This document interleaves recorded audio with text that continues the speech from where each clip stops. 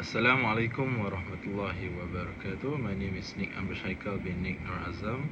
My matrix number is L24A0738, and I'm going to explain about the introductions of our report.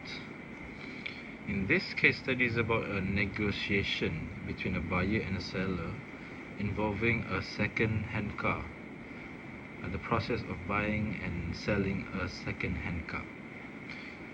And the negotiation is a process where two parties try to reach an agreement. In this case, it shows a distributive bargaining situation where both parties want to get the best deal for themselves. This case study involved a negotiation between Ali, the buyer, and Ahmad, the seller of a second-hand car. Ali wants to purchase the car at the lowest possible price, while Ahmad wants to sell it at the highest value, creating a distributive bargaining situation where both parties compete to gain the best advantage. During the negotiation, Ali used logical arguments by highlighting minor scratches, maintenance costs, and market comparison to request a lower price, while Ahmad defends the car value by emphasizing its good condition, low mileage, and proper service history. This situation demonstrates the importance of communication skill, bargaining techniques, and negotiation strategies, as both the buyer and seller use different approaches to protect their interests while trying to reach a final agreement. This car sale is a classic distributive negotiation where Ali the buyers and Ahmad the seller compete over a fixed buy. Ali aims for the lowest price. He set a low anchor RM40,000, use objective criteria like service record to justify discount, and gain leverage by threatening to walk away. Ahmad aimed to maximize profit. He maintains a firm stance of the car's quality and use calculate concession, dropping only to RM49,000 to signal that he will not be pushed further. Ali used pressure and fact to pull the price down, while Ahmad used firm positioning to hold his ground. Moving into the core of our point, the negotiation analysis. This case is a textbook example of distributive bargaining, often called a fixed buy negotiation, where every ringgit saved by the buyers is a ringgit lost by the seller.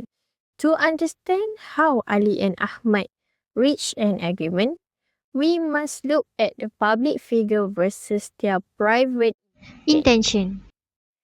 The distributive bargaining stands for asking price, public, initial offer, public, target point, private, resistance point, private, target point, infrared, and lastly, resistance point, infrared. Next, asking price public. First, let's look at the public numbers. Ahmad started with an asking price of RM50,000. He justified this high anchor by emphasizing the car's low mileage and excellent condition. Assalamualaikum, my name is Muhammad Fakir Ilmam. I will explain the initial offer in this negotiation process. The initial offer refers to the first price proposed by the buyer to start the bargaining discussion. In this case, Ali made the first offer by proposing RM40,000 for the second-hand car, while Ahmad's asking price was 50,000 ringgit. Ali intentionally offered a lower price as a negotiation strategy called anchoring. The purpose of anchoring is to influence the bargaining range and create more room for future negotiation.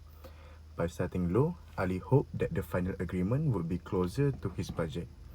To support his offer, Ali mentioned several factors such as the minor scratches on the car, possible maintenance costs in the future, and market comparison with similar cars that were sold at lower price.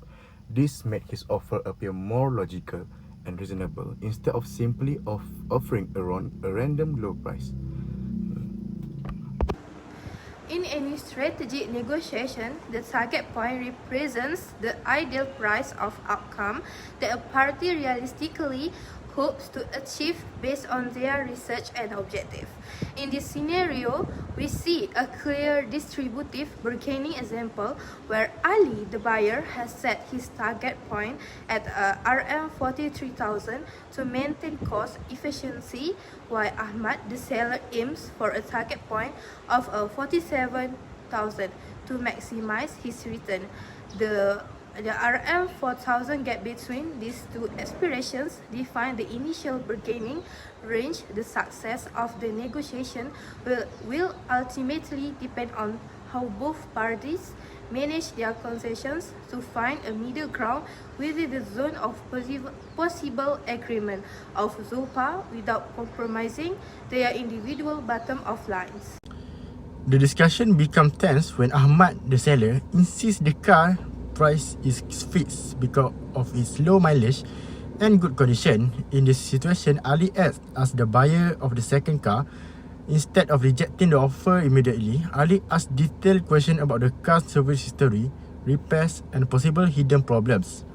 For example, Ali says, "Can you show me the full service record? I just want to make sure there are no major costs coming up." Ahmad calmly answered the question and continued defending the value of the car by explaining that it has been well maintained.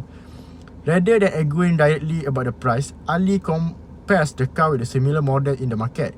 He explained, "I understand the condition is good, but I have seen similar models at a lower price." Ahmad responded by emphasizing the car's low mileage, clean maintenance history and reliable condition. He also mentioned that many buyers are interested in the car because of its quality. Ali then highlight future expenses such as maintenance, insurance and road tax to explain why the price feels high for his budget. However, Ahmad maintaining his non-negotiable position and believe the price already reflect the true value of the car. As the negotiation continues, Ali shows willingness to walk away by saying, "I really like the car, but if there is no flexibility, I may need to look at other options." This creates pressure for possible compromise and demonstrate how resistance points occur when both buyer and seller try to protect their own interests during negotiation. As bargaining continued, both parties made assumptions or inferred value about how much the other person would eventually bend. Ali assumed that Ahmad was flexible enough to eventually drop the price down to RM 44,000 ringgit. So Ahmad assumed that Ali had enough budget to increase his offer at least RM 45,000 ringgit. Assalamualaikum warahmatullahi wabarakatuh. My name is Nick Amr Shaikal bin Nick Norazam. My matrix number is L24A0738 and I'm going to explain about the resistance point inferred. In the negotiation process of buying a car, the target point inferred refers to the consumptions made by both the buyer and the seller. It's about the price another party is willing to accept or not. In this situation, Ali believes that Ahmad can reduce the car price to 44,000 ringgit, while Ahmad assumes that Ali is able to increase his offer up to 45,000 ringgit. These assumptions influence the way both parties negotiate during the discussion. And Ali continues to negotiate because he accepts the seller to lower the price. He expects the seller to lower the price, while Ahmad remains confident that the buyer can still pay more. As a result, both parties make a gradual compromise in order to reach an agreement in the inferred target points that helps guide the negotiation process because it shapes the expectation, strategies and decision made by both the buyer and the seller before the final price is agreed upon. In a car purchase negotiation, it inferred resistance point refers to the hidden limit that each party believes the other side is willing or not to accept before deciding to stop the negotiation. It is not directly stated. but it's understood through the behavior, response, and concessions shown during the discussions. In this case, Ali believed that Ahmad's minimum acceptable selling price is around 44,000. Because Ahmad becomes more careful in reducing the price and repeatedly highlights the good condition of the car. For example, the car has a great looks, the fuel consumption is very good, and yeah, he explains all that to his buyer. That makes Ali thinks about Ahmad is close to his final limit. On the other hand, Ahmad assumes that Ali is still able to increase his offer up to 45,000 ringgit because Ali continues negotiating